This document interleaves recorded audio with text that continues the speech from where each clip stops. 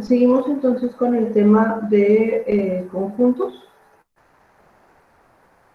Y lo que vamos a ver hoy es, vamos a revisar el planteamiento de otro tipo de, o más bien, el planteamiento de la demostración de otro tipo de teoremas, ¿sí? En la clase pasada estuvimos viendo cómo es que se va a plantear una demostración cuando en un teorema tenemos una igualdad de conjuntos. Y vimos que en ese caso pues necesitábamos plantear era casi como si fuera un condicional, un bicondicional, ¿no? O sea, era tomando la definición de igualdad de conjuntos, si A era igual a B, pues tendríamos que demostrar que A era subconjunto de B y también que B era subconjunto de A. ¿Okay? Entonces, lo que vamos a ver hoy es algo similar, nada más que vamos a tener otra estructura en el argumento o en el teorema que queremos demostrar. Vamos a tener aquí el siguiente teorema y tenemos A es un subconjunto de B, sí y solo sí. A unión B es igual a B. ¿Sí?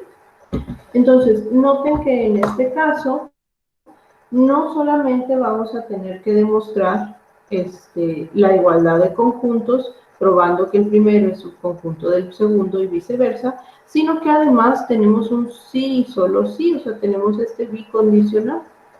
Quiere decir que vamos a tener que demostrar que A es un subconjunto de B, entonces A unión B es igual a B, y luego vamos a tener que demostrar que si A unión B es igual a B, entonces A es un subconjunto de B.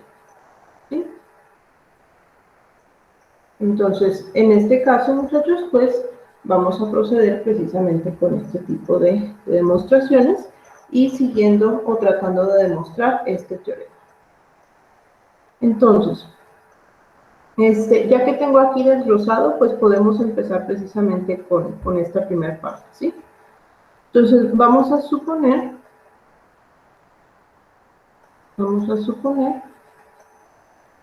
primeramente que A es un subconjunto de B. Y lo que queremos llegar a demostrar, pues es precisamente esta igualdad, ¿sí?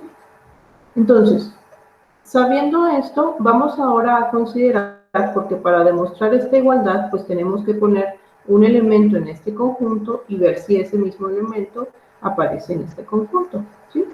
Entonces, vamos a considerar un elemento arbitrario que pertenece a la unión de A con B, ¿sí? Por definición de esta unión, pues X va a pertenecer a A o X va a pertenecer a B, ¿sí? Normalmente, como esta es una disyunción, pues tendríamos que considerar dos casos, pero nosotros aquí tenemos una hipótesis previa, ¿sí? Entonces, fíjense, si X pertenece a A, dado que A es un subconjunto de B, pues X pertenece a B. Y si X pertenece a B, pues evidentemente pertenece al conjunto B, ¿sí? Entonces, en ambos casos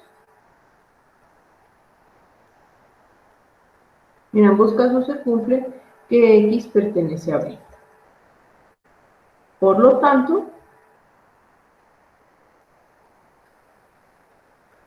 A unión B va a ser un subconjunto de B, que es precisamente lo que queríamos demostrar, la primera parte, ¿sí? Ahora tenemos que ir de regreso. Ahora vamos a colocar un elemento en B y ver si ese elemento pertenece a la unión, ¿sí? Ahora,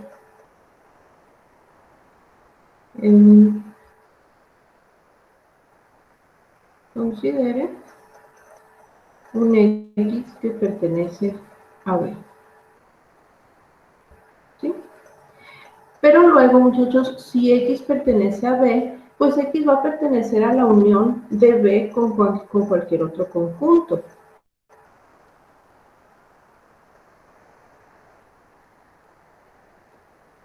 En este caso, por conveniencia, pues hacemos la unión de A con B. ¿Sí? Aquí basta con que pertenezca a uno para que pertenezca a la unión. ¿Ok? Entonces, pues precisamente aquí demostramos o llegamos a la conclusión de que B es un subconjunto de A unión B. Y si habíamos dicho que A unión B era un subconjunto de B y B era un subconjunto de A unión B, tenemos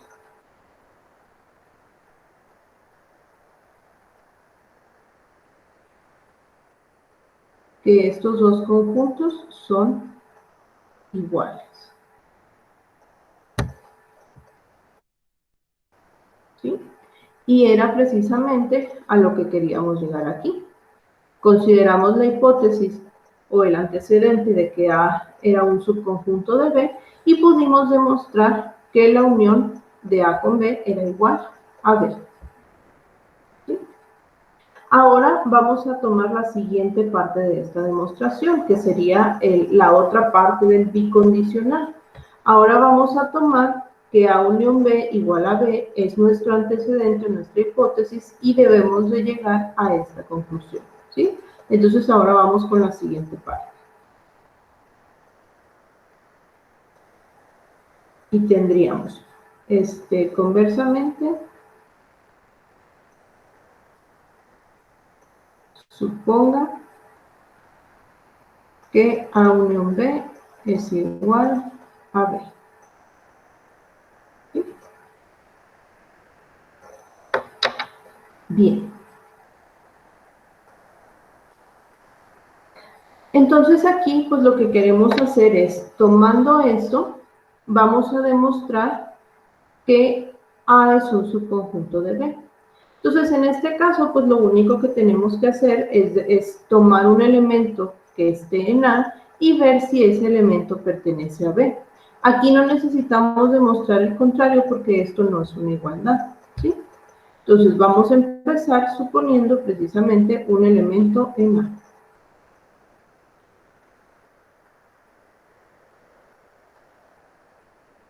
¿Okay? Pero si X pertenece a A, muchachos, entonces X pertenece a la unión de A con cualquier otro elemento, ¿sí?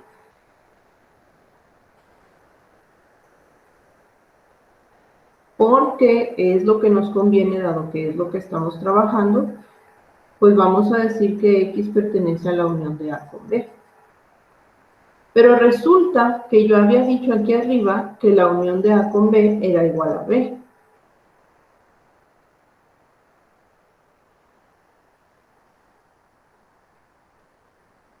Por lo tanto, si X pertenece a la unión, pues X pertenece a B, ¿cierto? Dado esta igualdad.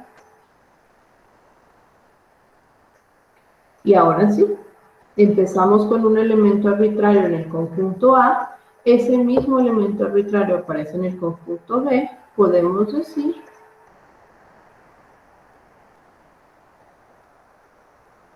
que A es un subconjunto de B, que es precisamente lo que queríamos demostrar.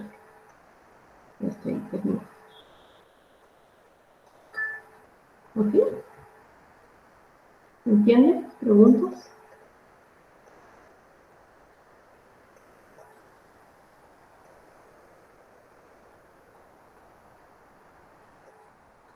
¿No? En este caso, lo importante es ver que cuando tenemos un teorema que involucra no solo la igualdad de conjuntos, sino un bicondicional, pues vamos a tener que plantear precisamente las demostraciones de acuerdo a la estructura de este teorema. En el bicondicional, pues tenemos que hacer P entonces Q y Q entonces P. Pero resulta que en este caso particular, uno de los argumentos, ya sea el antecedente o el consecuente, pues involucra una igualdad de conjuntos.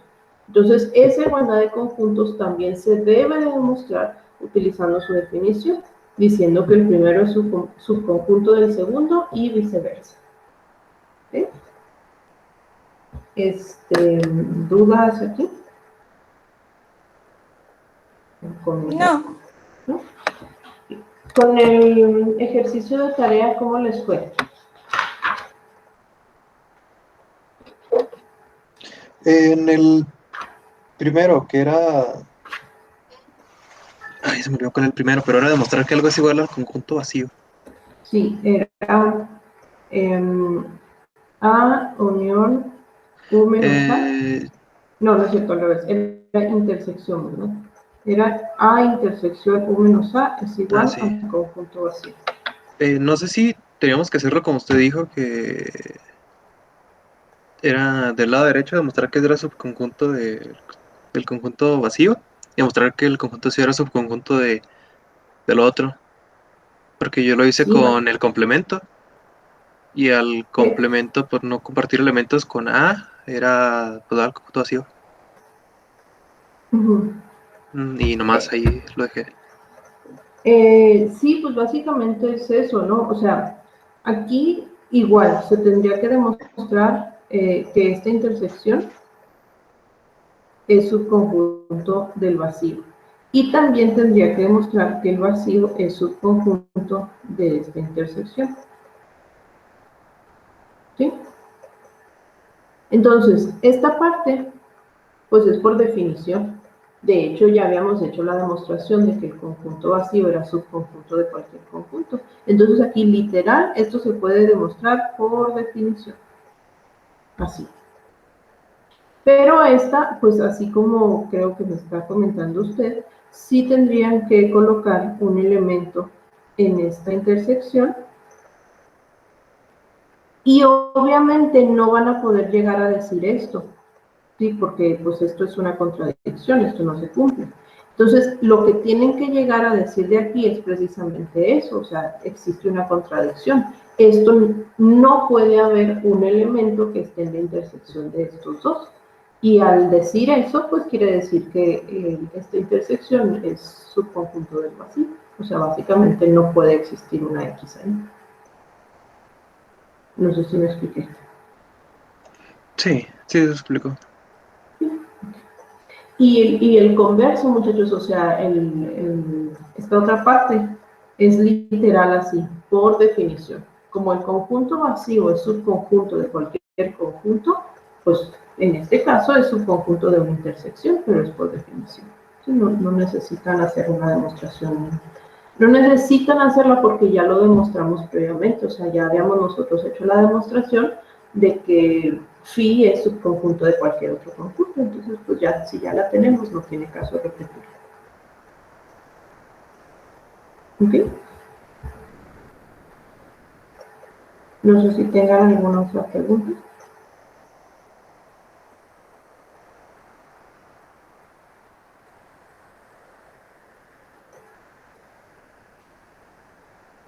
¿No? Bueno. ¿Qué hora es? Ah, no, es muy temprano. Podemos ver el siguiente tema, entonces. Ok. Vamos a ver ahora, muchachos, lo que son las familias indizadas.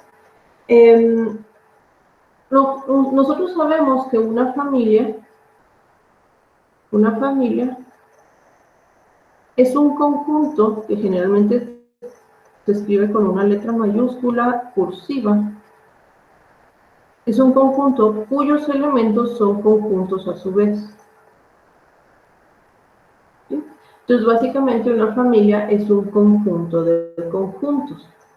Las familias indizadas van a ser un tipo de familias en particular en donde cada subconjunto, o más bien cada elemento, perdón, o sea, cada elemento de ellas, que es a su vez un conjunto, está relacionado con todos los elementos que aparecen en la familia.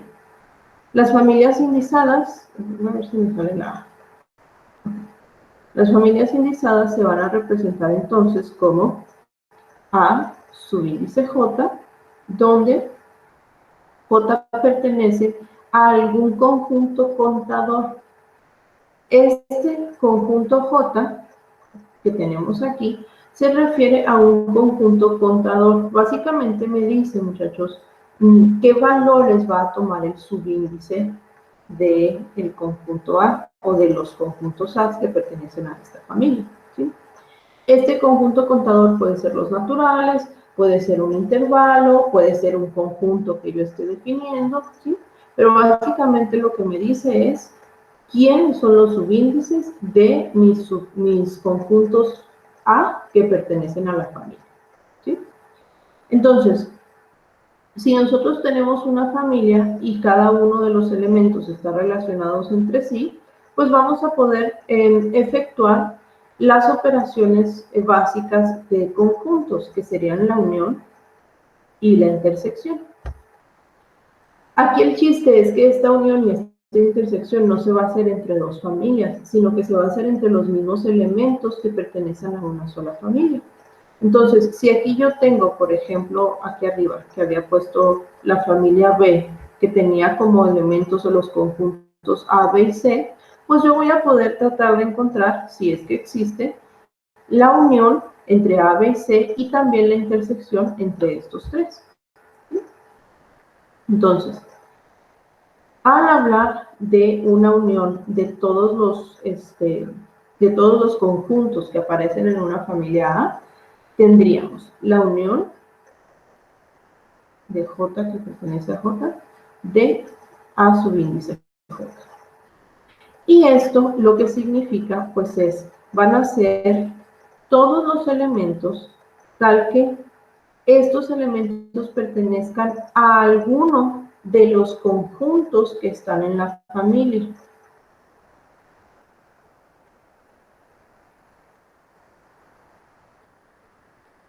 En otras palabras, muchachos, con que X pertenezca a uno de los conjuntos que pertenece a la familia, con esto aparece en la unión. No así en la intersección.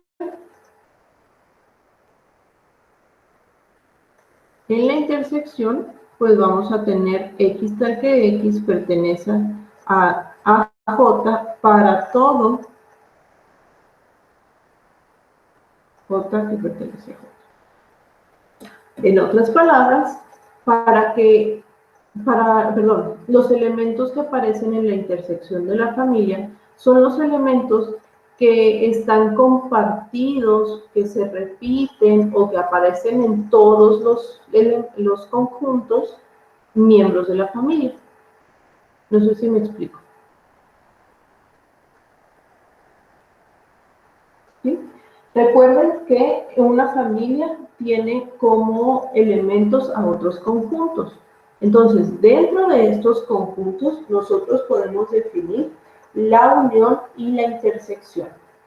La cosa aquí es que para que un elemento aparezca en la unión de la familia, entonces basta con que aparezca en uno de los conjuntos, ¿sí? En uno de los conjuntos miembros de la familia. Pero para que un elemento aparezca en la intersección, debe de aparecer en todos los conjuntos miembros de la misma familia. ¿Vale? Existen diferentes notaciones para representar la unión y la intersección de familias. Esas las pueden revisar en el libro, ¿sí? Al final, pues significan lo mismo, significan la unión y la intersección. Y vamos a ver esto con un ejercicio para ver si queda un poquito más claro.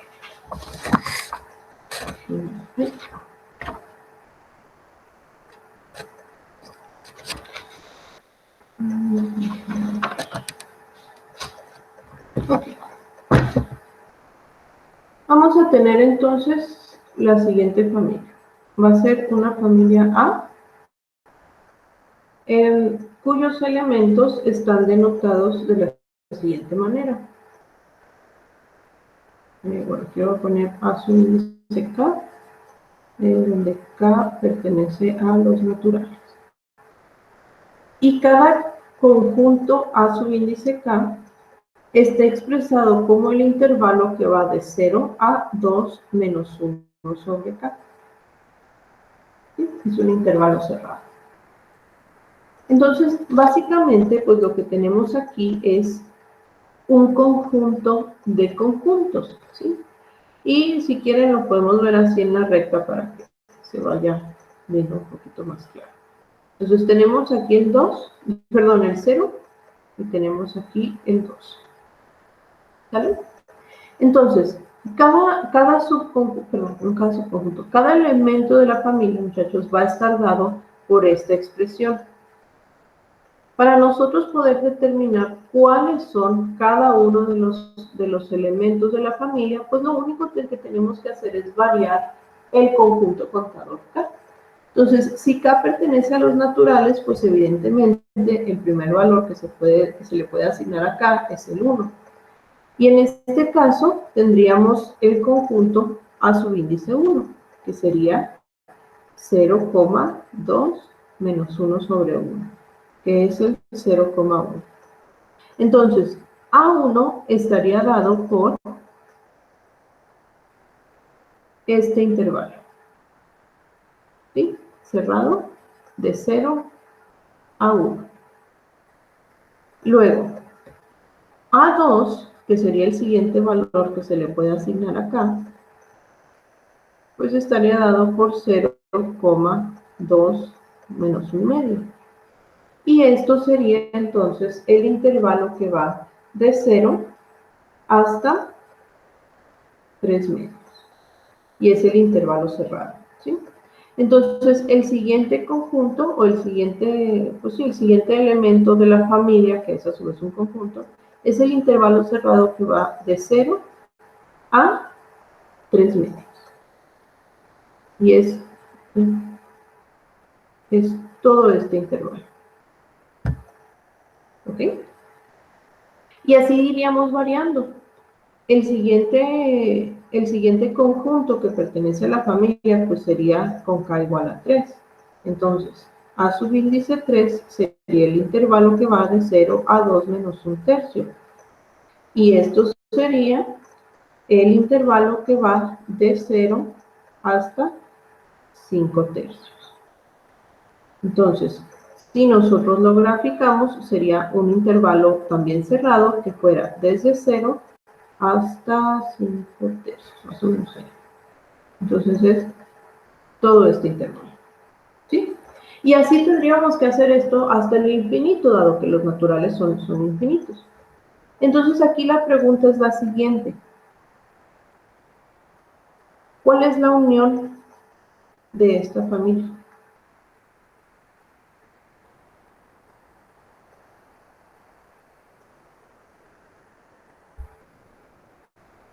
Si yo hago la unión de todos estos conjuntos, es decir, si yo le doy valores acá desde 1, le doy valores acá desde 1 hasta infinito, este intervalo, muchachos, ¿qué es lo que, la unión de estos intervalos, qué es lo que me va a dar?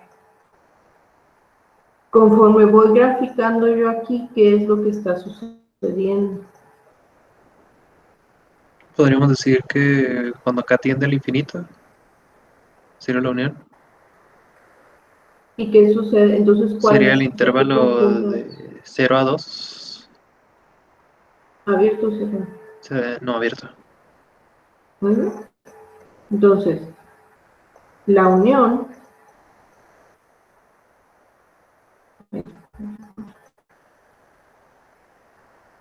esto va a ser el conjunto que empieza en 0 y termina en 2 abierto. Conforme nosotros le asignamos valores de K, muchachos, que tiende a infinito, pues este intervalo siempre va a empezar en 0 y va a ser cerrado por el límite inferior, sí, por el límite izquierdo. Pero conforme si K tiende a infinito, entonces esta expresión tiende a 0, pero tiende a, ¿sí? O sea, nunca va a ser, entonces nunca voy a llegar a 2. Por lo tanto, el límite superior o el límite derecho, que es en 2, pues debe de estar abierto. Y esta sería la unión. ¿Y cuál es la intersección?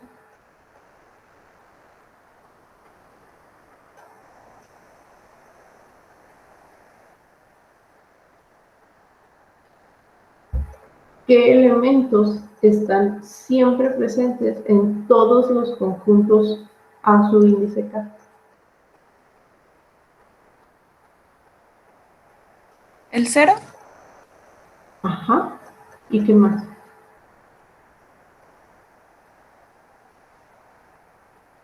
¿El 1? Bueno, Entonces sería el conjunto 0,1 o cómo.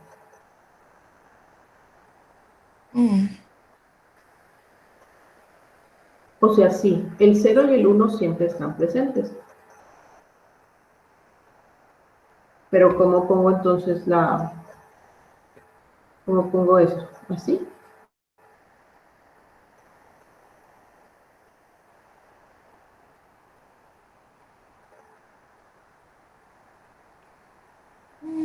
pues sí, no, porque como nada más estamos ahí mencionando los elementos que están repitiéndose, digo, supongo. Ujú. En este caso, muchachos, no es el conjunto 0 y 1, porque no solamente los elementos 0 y 1 aparecen siempre. Fíjense que aquí es el 0, obviamente, y luego todo el intervalo hasta el 1. ¿Sí? Entonces, la intersección, así como la unión, debe de tener por resultado también un conjunto.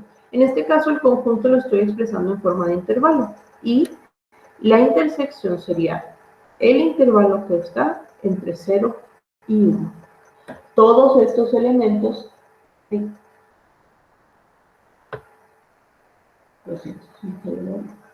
todos estos elementos, incluyendo el 0 y el 1, aparecen en todos los conjuntos a subíndice K de esta familia. Por lo tanto, esa sería la intersección.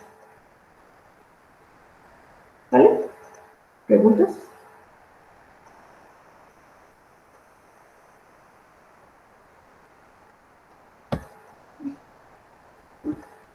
No. Voy a poner aquí la grabación.